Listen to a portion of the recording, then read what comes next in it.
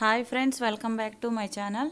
అందరూ ఎలా ఉన్నారండి? నేనైతే చాలా బాగున్నాను. మీరు కూడా బాగున్నారని మనస్ఫూర్తిగా అయితే కోరుకుంటున్నాను.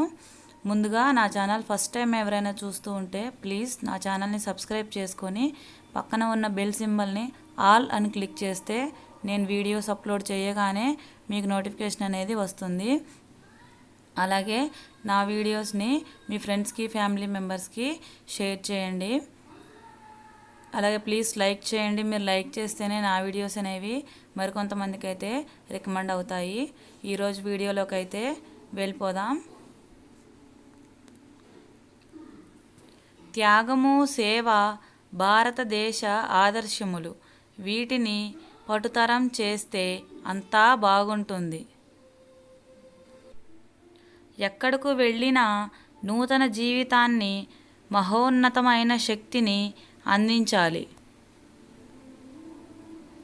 స్వయం కృషి, పట్టుదల, దృఢ సంకల్పం ఈ మూడు ఎంచుకున్న రంగంలో మనల్ని ఉన్నత వ్యక్తులుగా తీర్చిదిద్దుతాయి.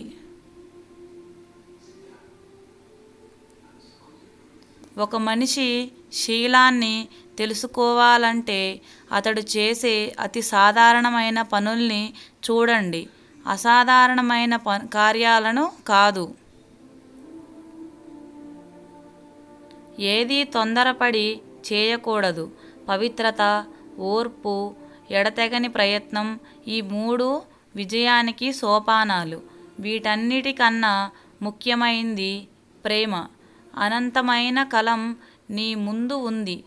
అనవసరమైన తొందరపాటు వద్దు. జీవితం ఒక సంగ్రామం, కానీ దానిని జయించుటకొక వ్యూహం కావలెను. దాని రూపకల్పన స్థాయిని అందవలెను. అదియు కౌమారమునందే సందేహమేల. భావి జగజ్జేతవు నీవే. ప్రజలకు నాయకత్వం వహించేటప్పుడు వారికి సేవకులులా మనం ప్రవర్తించాలి.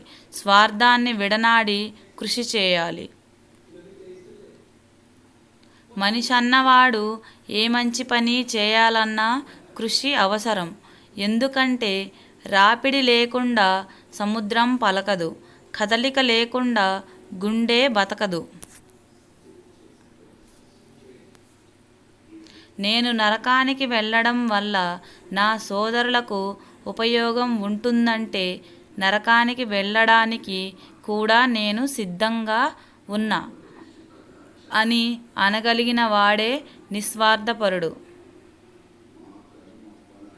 మానవ చరిత్రనంతటిని పరిశీలిస్తే ఘనకార్యాలు చేసిన వారి జీవితాల్లో అన్నిటికన్నా ఎక్కువ సామర్థ్యమిచ్చిన మూలశక్తి వారి ఆత్మవిశ్వాసమే.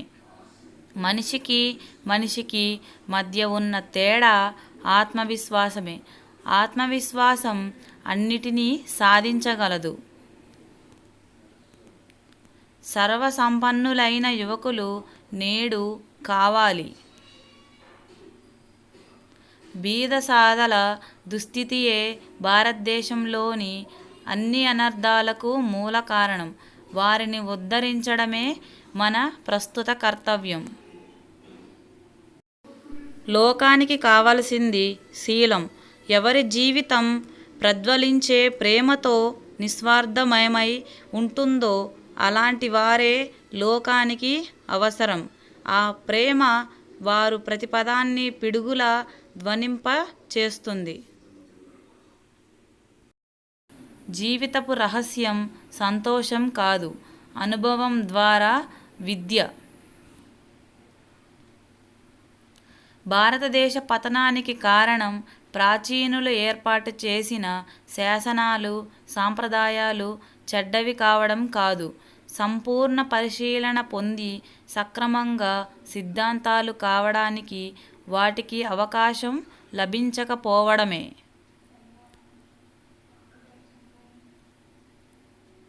సహాయం అందుతుందని భావించేవారు మాత్రమే పనిచేయగలరు.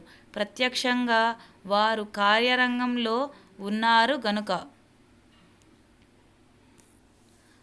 ఐ హోప్ ఈ వీడియో మీకు నచ్చే ఉంటుంది అనుకుంటున్నాను. నచ్చితే please like, share and subscribe my channel.